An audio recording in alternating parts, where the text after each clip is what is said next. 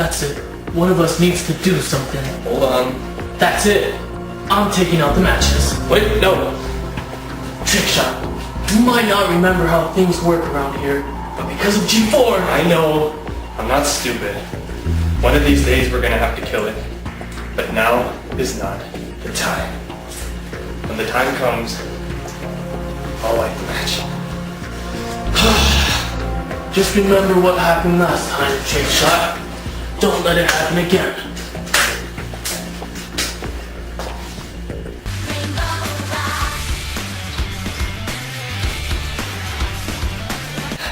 Rainbow Rocks? This little interesting creation comes to us only a year and a couple months after the first Equestria Girls. You can only imagine my reaction. No! God, please, no! No! No! No! And here at the Anti-Brony Brotherhood and my former unit, we don't take kindly to unnecessary sequels.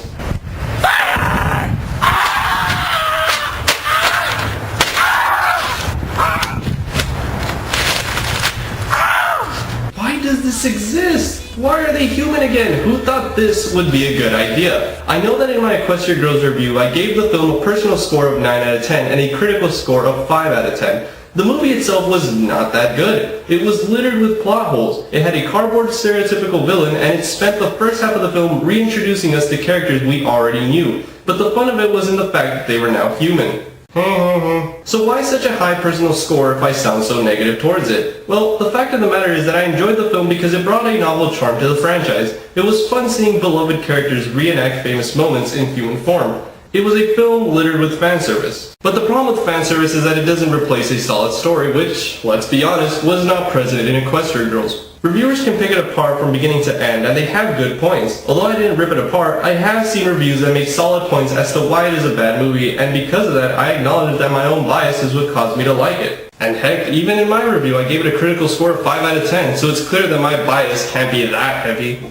The novelty of Equestria Girls wears off after a while. Subsequent views are never as good as the previous views because I know what to expect, and it highlights the flaws even more when the novelty is all gone. And seeing that there's a second Equestria Girls film only makes me wonder, why isn't this the pony film everybody's been asking for? But perhaps the most annoying thing is the fact that it's musically oriented. Leading up to its release, Hasbro would release shorts that were unrelated to the movie. They'd highlight the fact that this movie was going to be musical based. As a kid who grew up watching things like Turtle Tunes, which were nothing more than quick cash-in and gimmicks, seeing all the milestones that cartoons have reached today and now seeing them take the same steps that were set up by their predecessors is a little sad. I praise MLP all the time for how revolutionary it is, how it doesn't feel like it's just a product-pushing franchise.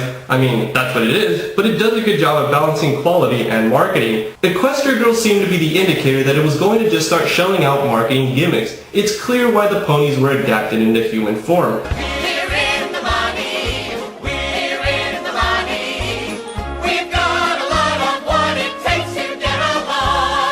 It's much cheaper to take pre-establishing characters and adapt them to a new setting. We all know that Hasbro chose to do this to compete with Monster High. Instead of creating new personalities and settings, they just took ones that already existed and put them in a setting that takes very little creative imagination, a high school. And I was able to excuse all that after watching Season 4. Although Season 4 had some hiccups, it was generally in the same spirit as past seasons, so this was a good thing. My hopes remained high. But now I'm not so sure. Sticking music into your show, as we've seen in the past, is usually a cheap ploy to make more money.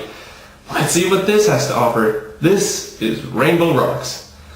It's happening again. Our adventure begins, literally, where we left off. No, not after the end of Season 4, but rather at the end of Equestria Girls, which ended right before Season 4 started. We see 3 not-so-pleasant-looking individuals who appear to have been banished from Equestria. They witness the final events of Equestria Girls and hatch a plan to harness the magic to take over the world. And we're going to use it to make everyone in this pathetic little world adore us.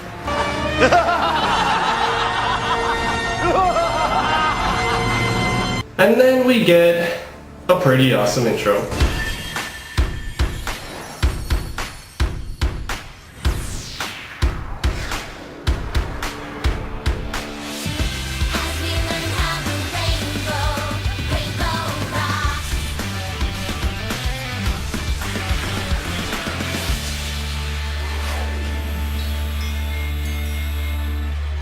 I don't know, just something about the visuals recreating the ending and the guitar going nuts right as the logo appears really sets the mood. But you know me, I always gotta find something to nitpick. Like, why does the Rainbow Rocks logo say TM? I know what it stands for, but honestly in the theaters it caught my attention and I felt like it was tacky. You have this really beautiful title screen and that TM tacked on. Maybe it's just me, whatever. We see that Sunset Shimmer is not one of the good guys and the whole school is still pretty cheesed off at her for her past actions. I mean, can you blame them? She became a demon. We have found the witch, may we burn her?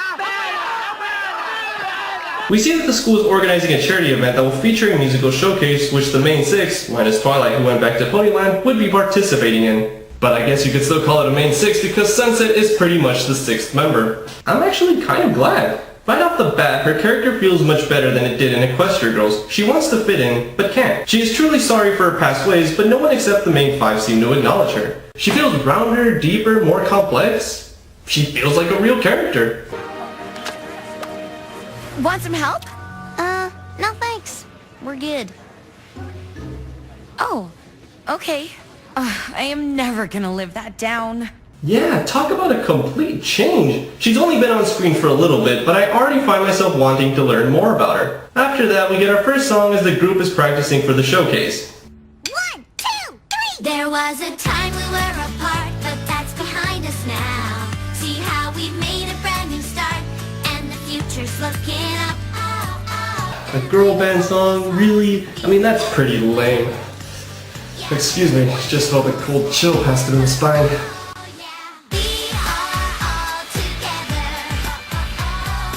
One of the oddities of this scene is that they seem to grow their ears and tails when playing. No doubt trying to shoehorn in the musical element, huh? And even more odd, they seem to be fine with it. I thought it was weird in Equestria Girls, and I think it's weird here too. And just when you think it couldn't get more weird... Heard you outside. You guys are sounding really tight. Well, if it ain't Captain Smug, Lieutenant of the Smug Brigade, Admiral of the Smug Squad. No, you go away. You had your chance to be an established character in the past and you blew it. I don't suppose any of our friends from, out of town might come?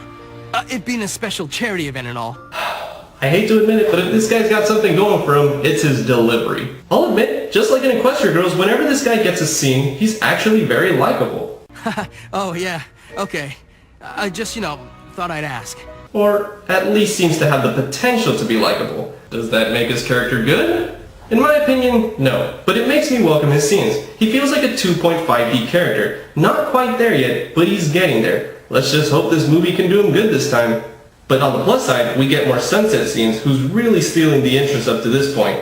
She felt like a bland character at one point, and not so much anymore. Fortunately, we get more character development from her as she gets to show around the new students who are entering the high school. Hi, are you the girls I'm supposed to show around? We are. Canterlot High is a great school. You're really gonna love it. Oh yes, we really sense there's something magical about this place. That town is evil, I tells ya. Evil! Evil! Anyway, we get a scene in the cafeteria where, what a shocker, Sunset thinks there's something off about the way the new girls act. These girls, there was something off about them. It must be the way they style their hair. Can't trust them highlights. Nope, they're bad news. And we get another song.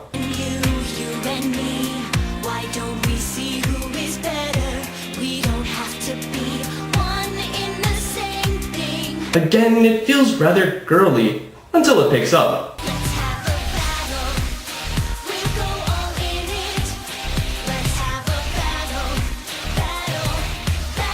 It actually feels like they're going to have a tournament. Not just that, but it actually helps establish the nature of the villains, instead of just being in the background sending out henchmen.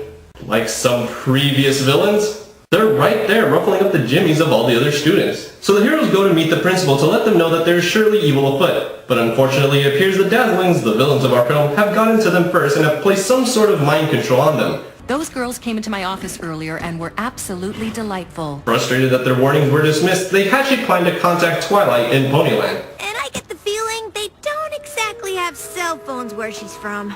Well, it turns out Sunset has a book that she used to use when she was one Celestia student as a method of contact. Some ponies send out messages through dragons and others do it through books. They write to her as we see that the receiving book just so happens to be in the process of being delivered right to Twilight's castle. What a coincidence. Even as one that's glowing and vibrating?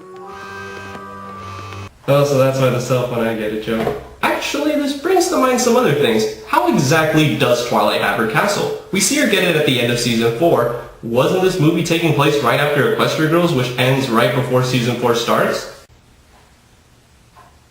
Alright, this is gonna take some heavy thinking. Introductioning the timeline of fun. So we had Equestria Girls. Clearly happened right after Season 3, right? Twilight didn't know diddly dick about flying and she expresses concern over her new gained status. She completes her task in Equestria Girls, goes back through the portal, and Season 4 picks up right from there. Twilight still doesn't know how to fly and she's still uncomfortable with the new status. All of Season 4 happens and she gets a castle. Whoop-de-doo. Now it's Rainbow Rocks. We see that it takes place directly after Equestria Girls. See? They're looking at the explosion. There it goes. It's exploding.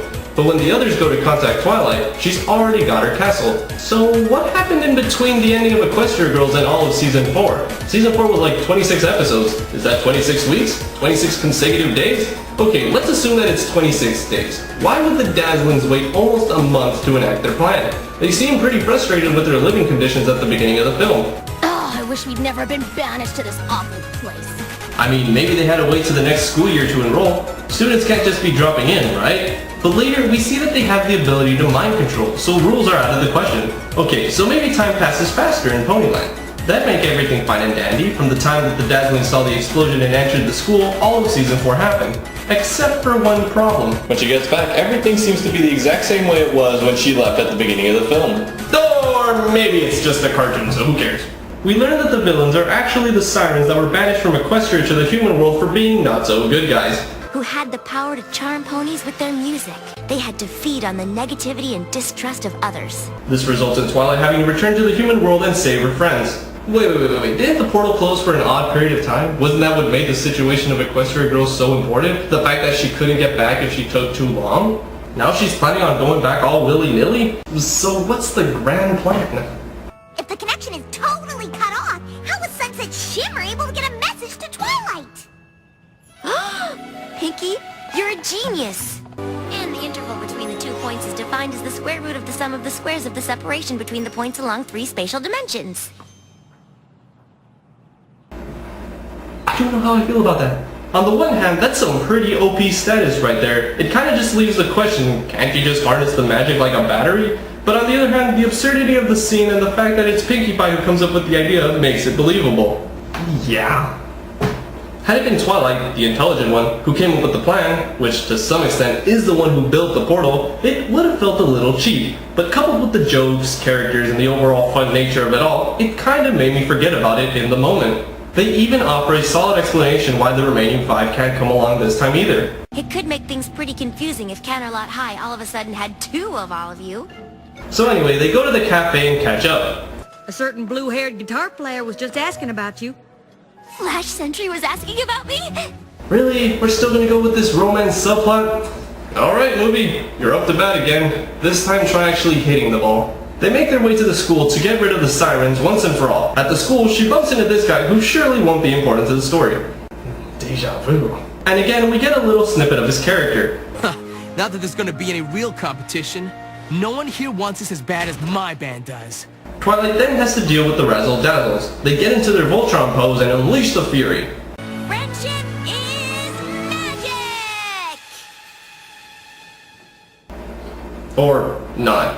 Confused as to why the Rainbow Blast didn't activate, the team comes up with a plan to create a musical spell to combat the Dazzlings. Only problem is, Twilight doesn't know how. Twilight can write a spell like it's nobody's business. Technically, I helped finish a spell.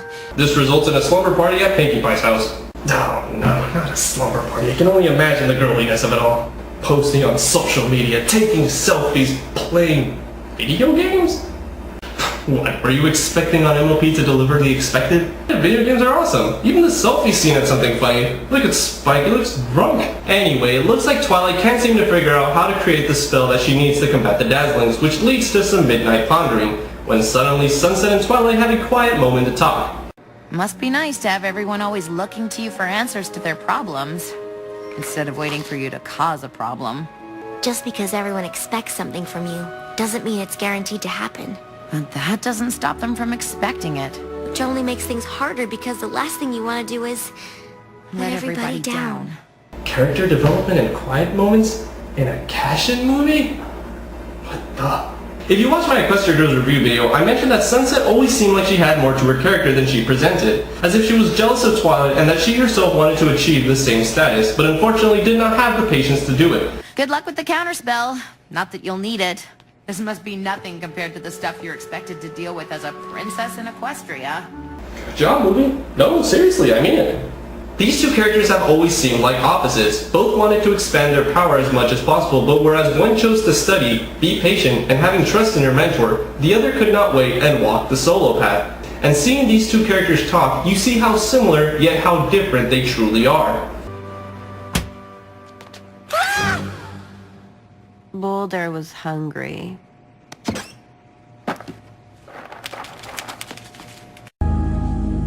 You're crazy. Anyway, the next day they're practicing their song and they realize that Twilight cannot sing to save her life.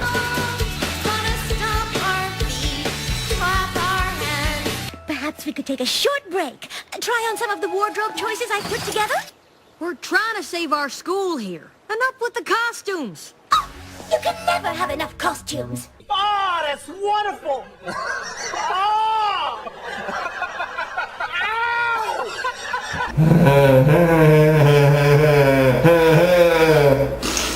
With time running out and only 15 minutes left before they have to sign up for the musical showcase, the team realizes that they won't have the spell ready, so instead opt to play their already established songs and make their way through the musical showcase and unleash the beast once it's ready to go. You feel that, girls? Our true power is being restored. But the rain blossoms, or whatever they're called, aren't under our spell. The rain booms are just as capable of falling apart as anyone else. They just need a little push in the wrong direction. All it takes is a little push. So anyway, the tournament gets underway, and we get another girly pop song.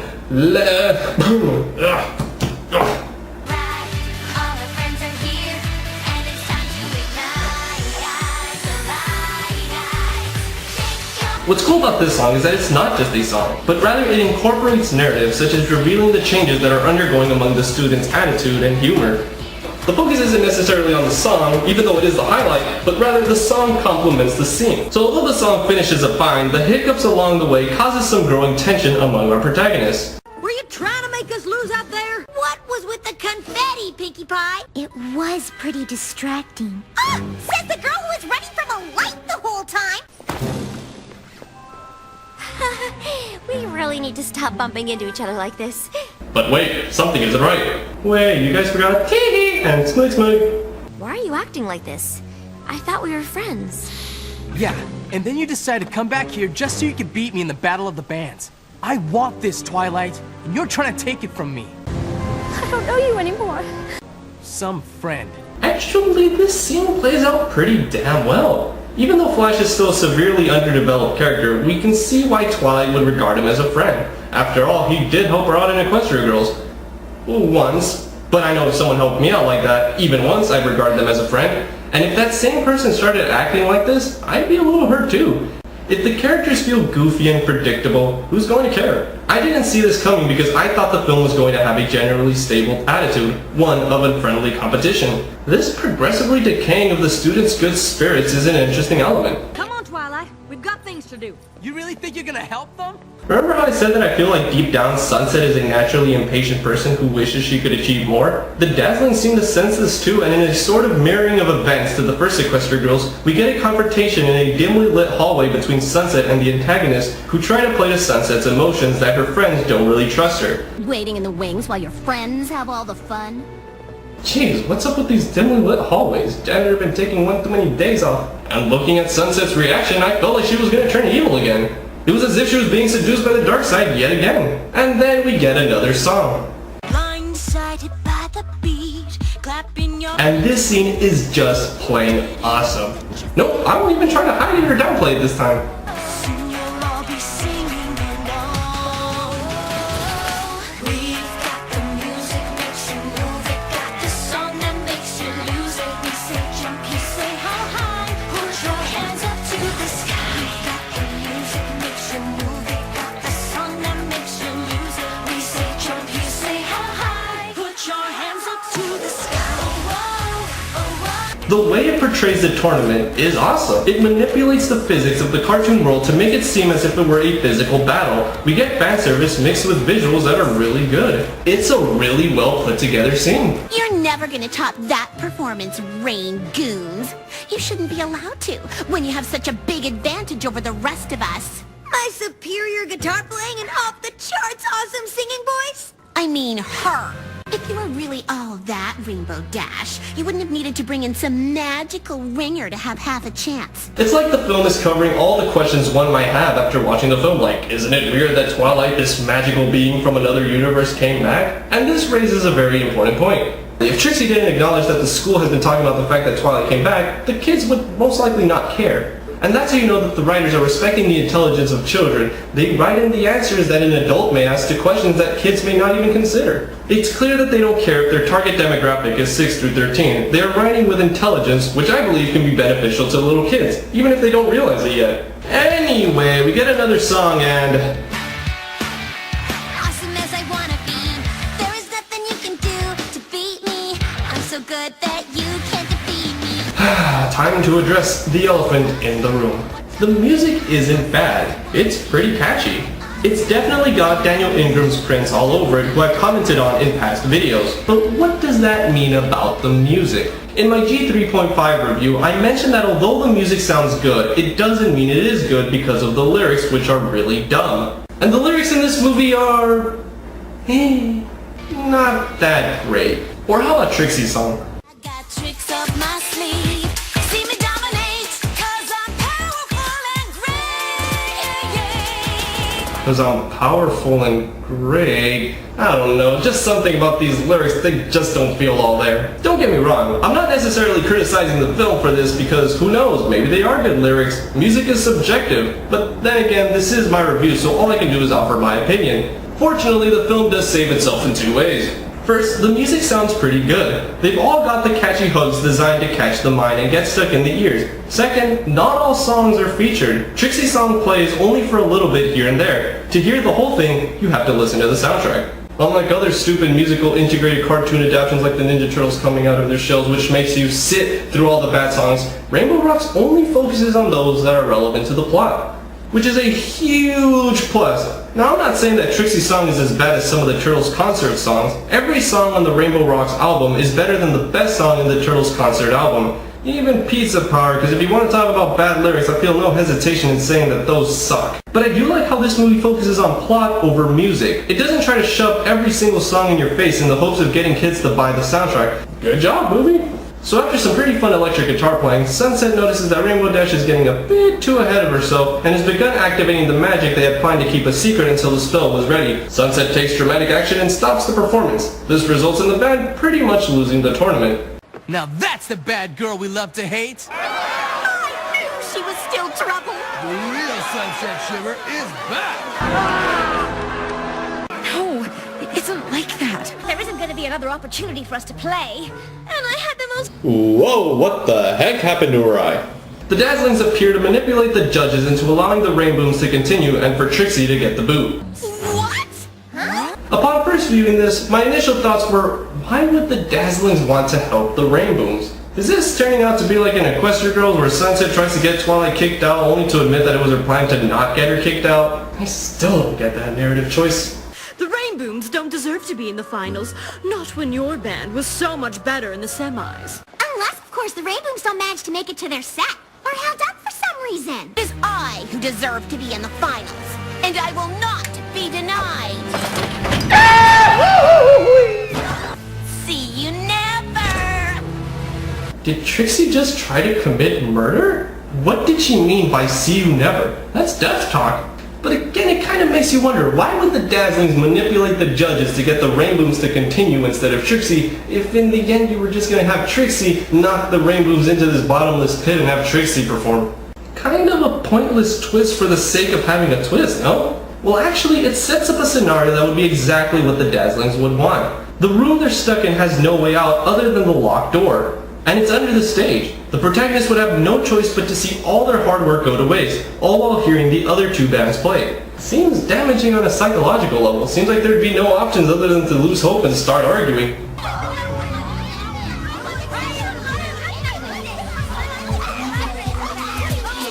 It's the point that makes you wonder if the Rainbooms made it this far because of their talent, or if it was planned from the very beginning. Huh? You didn't think you made it this far by yourself, did you? The Dazzlings raised their hopes to the highest point, knowing that by taking it away from them at the last minute, it would result in them losing sight of their friendship and begin arguing. This is the point where I realized that the Dazzlings deserve to be ranked as some of the best MLP villains. A huge upgrade from Sunset Shimmer in the previous movie. This is what they've been after all along. They're feeding off of the magic inside you. I never said anything because I didn't feel like it was my place. I can't believe all this tension was happening right under my nose and I didn't realize it. Now, some could argue that Twilight should have done this. After all, she is the princess of friendship. She, out of everyone, should have been the first to notice that they were being led apart. However, the film handles this plot hole pretty well. First, she had a lot of pressure in creating a spell, something that the movie acknowledges she'd never done before, but rather the most she's done in the past is complete a spell. Second, we know Twilight is prone to over-worrying, making it believable that the closer the deadline arrived, the more likely she was to focus harder on the task at hand. Third, the movie set up Sunset so perfectly that when you see her rise up, it feels satisfying. Boom, boom, boom, this movie is just knocking the ball out of the park. But wait, there's still a problem of getting out of the room.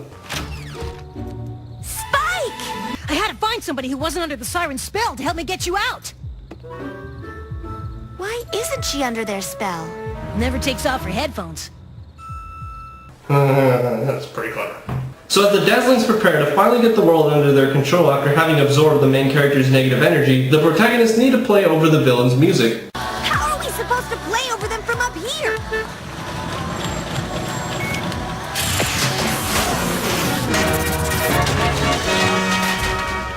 How toyetic can you get? Toyetic is a word created by marketing people. It means an object or device featured in a cartoon that could easily become a mass-produced toy. Alright, this might be the one time in the whole film where the product pandering levels are off the chart. So anyway, they begin fighting with music, literally, which reminded me of Earthbound's final battle music. I've got the music in me. We won't break on through. Now it's time to finish you.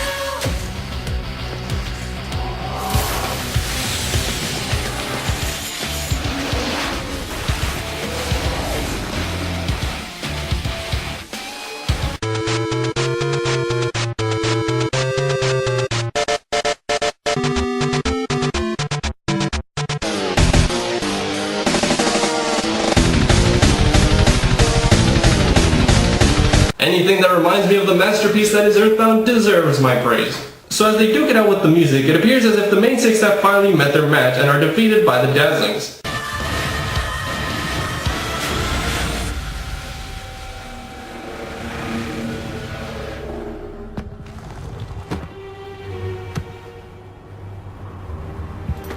My friends are here to bring me around. Not singing just for popularity. Seriously, it's nice to see that she's the one that can be considered the hero of the movie. A nice change of pace from Twilight always being the leader. So anyway, they do their thing, destroy the jewels which was the source of the Dazzlings' power, and renders them to ordinary schoolgirls who can't sing to save their life. We will be adored. Tell us that you want us sweet. And everything is back to normal. And look, Flash and Twilight even have a moment. I bet he won't be important to the story. Oh wait, he wasn't. But whereas in Equestria Girls, where his lack of importance was a bad thing, it was presented a lot better here. In Equestria Girls, Flash is presented as an important subplot, with getting the crown back being the main plot of the film. They set him up to be an important character, which is why his character ultimately failed in Equestria Girls. In this movie, his first appearance is to express that he's still interested in Twilight, to let the audience know who haven't seen the first movie that he cares about her and is a nice guy. The next time we see him, his attitude isn't as caring as it was portrayed earlier. His appearance reveals the extent of the Dazzlings' influence. The next time we see him, he's even worse, revealing how much stronger the Dazzlings' power really was. It didn't simply turn the students into competitive dicks, it turned them into straight-up dicks. His appearance serves to keep the plot moving. He's not the focus, but rather serves as a plot element to reveal the decaying nature of the student's good nature. This isn't to say he was portrayed perfectly though. The lovey-dovey moments still seem to come out of nowhere, but the fact that it wasn't as heavily emphasized as in the previous films makes this direction choice not leave the negative and empty feeling that Equestria Girls did. That, and because Twilight felt like a side character, Flash's significance to the overall plot felt appropriate. So anyway, they say their goodbyes and it is revealed that Twilight can now have unlimited access to their world because of her new modified portal. And just to solidify my belief that Sunset was the true protagonist of this film, the ending scene does not focus on Twilight going home, but rather focuses on Sunset riding to Twilight, which she had learned. Dear Princess Twilight, missing you already, and hope you'll be back soon. I see what you did there, film Celestia, Twilight, Sunset, and everyone lives happily ever after. Shine like rainbow. Shine like rainbow.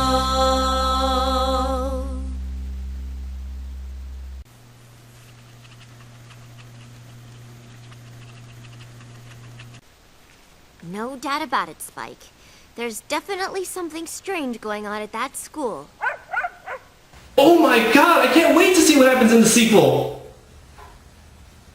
I hate to admit it, but this movie actually managed to get me interested in the idea of Equestria Girls.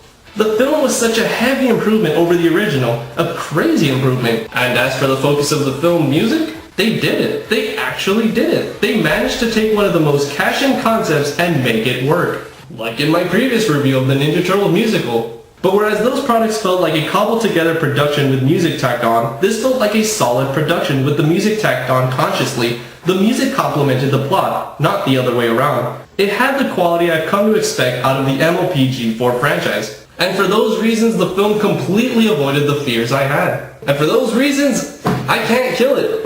I'm out of here. Orders just came in. We have a new... Where have you gone? I will find you!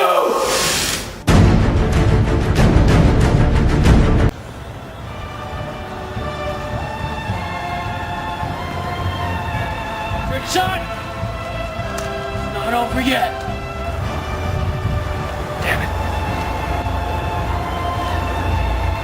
Do you know what you could have done? What else needs to be said? We're reviewers, not judges who sentence on speculation. Look at it! G1, 2, 3, and 4.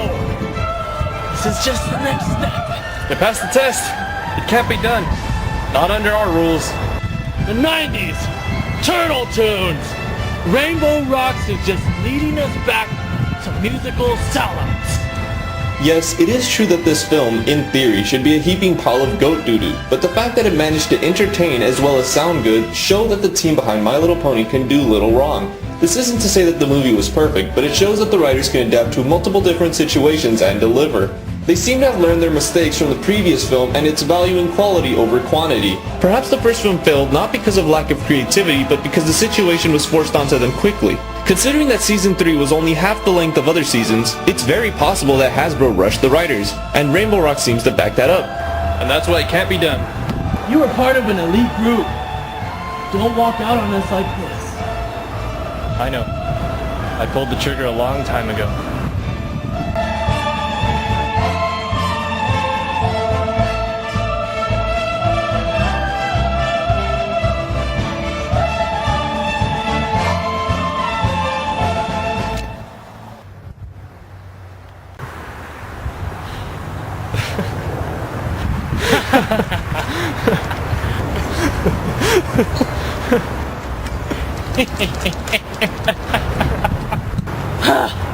Well, till next time, you doucher.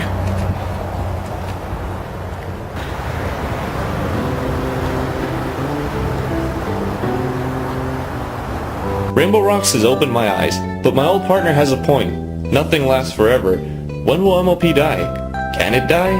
What drives it? It can't simply be profit. Only time will tell. Perhaps the perfect balance has been made, and now we're seeing a brand new world of children's animation. One where the children are treated with the respect that they deserve. If the time comes, I can only hope I'm ready to do the necessary. But until that day, I can do nothing but believe.